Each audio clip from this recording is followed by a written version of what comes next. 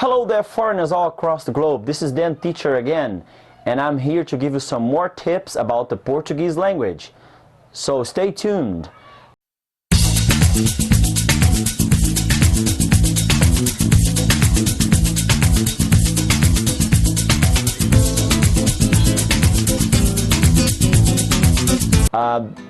Right now I have a new background, as you can see, and I'm really excited about this because, you know, it takes a while so that you can learn about those video editing things.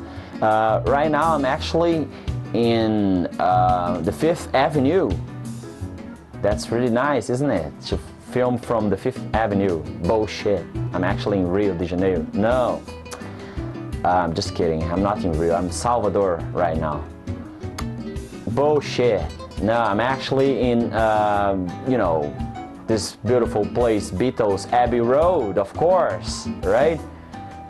She's been a hard day's night, and I've been looking like a dog. Did I sing it correctly? Oh, whatever. No, just kidding. I'm actually talking from Belo Horizonte, a city with a traffic just like São Paulo, but without a decent subway. Probably you don't know, but Portuguese language is a very nasal language. You have a lot of nasal sounds, so you have to talk like Owen Wilson. Does Owen Wilson talk like that? Yeah, he does. So you have to be very nasal sometimes, and people find it strange. I have friends from England, for instance, they think it's like Chinese. Ni hao ma, o a, o a. No, Portuguese is not Mandarin, right? It's a different language. Some people think it's an alien language, but it's not. It's just a Latin language, right? So I'm going to explain to you 3 different ways to use nasal sounds in Portuguese, and write it down. The first one is through noun inflection. In Portuguese we have 2 different types of noun inflections, and as you can have in the diphthongs, oins, they are, you know, the sounds of these noun inflections. And you have 2 different types of noun inflections. You have what we call in Portuguese aumentativo. It's like size adjectives. When you have like house, then you say big house. Casa, casão. So you turn the noun into a noun with bigger proportions, right? And you have what we call diminutivo.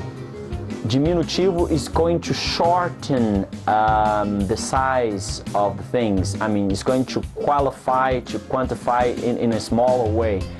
As for instance, cachorro, which means dog, will become cachorrinho, cachorrinho.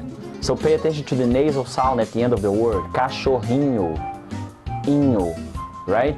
So these are the first, this is the first way to form the nasal sounds in Portuguese. So let's have a look at some words here. For example, take a look at this chart and see the words like balão and then the plural, balões, right? So the plural is on the second column. You have words like canção, which means song, right? Casões. Confissão, confissões. Coração, coração, corações. Pão, pães. Now this word is very interesting because it's part of our local vocabulary for typical food, which we call pão de queijo, which is like cheese bread. You have to be careful because I've heard some foreigners say pau de queijo. Pau de queijo? That means a cheese. Who the hell would order cheese? So you have to be careful with this word, right? It's dangerous. So instead of saying pau de queijo, say pão de queijo. Learn to use the nasals. Pão de queijo. Because if you order that kind of stuff in a coffee shop, people will laugh at your face. So you have to be careful with that. Secondly, another way to make nasal sounds in Portuguese language is through the simple past. Yeah, exactly, the simple past verb. But that's for the third plural person, right? For example, eles foram ao shopping ontem, which means they went to the mall yesterday. Eles foram. Eles foram. Foram.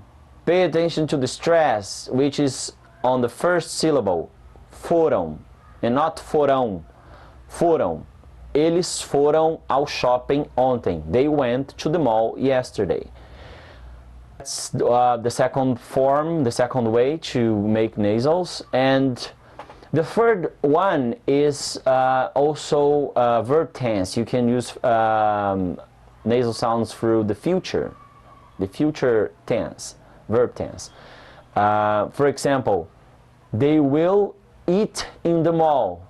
Eles comerão no shopping. But of course, we don't use this future form in spoken discourse because it's very formal. We usually prefer to use, like in English, they are going to eat in the mall, as to say, eles vão comer no shopping. Eles vão comer no shopping. Instead of saying, eles comerão. But why the heck you're teaching us this?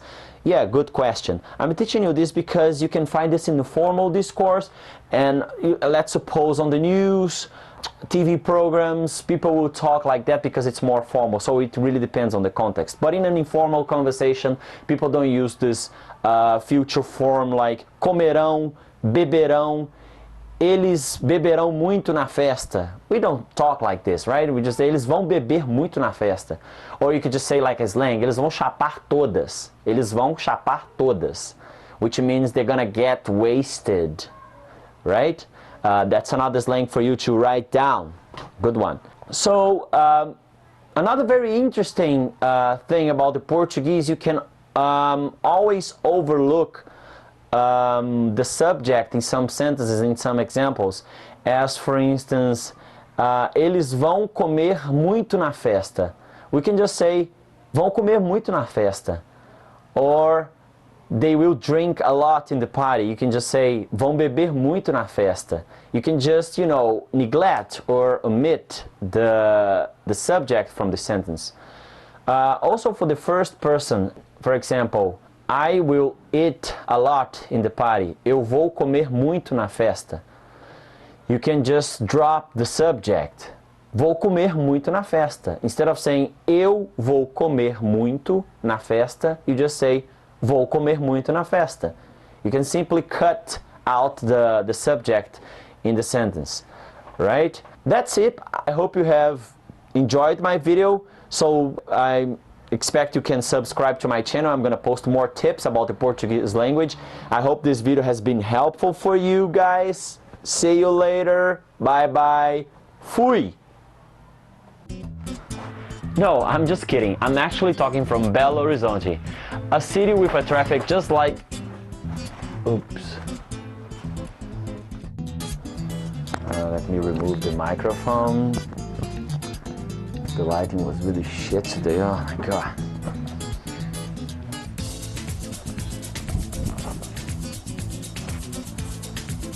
Tem que mostrar as pernas, né?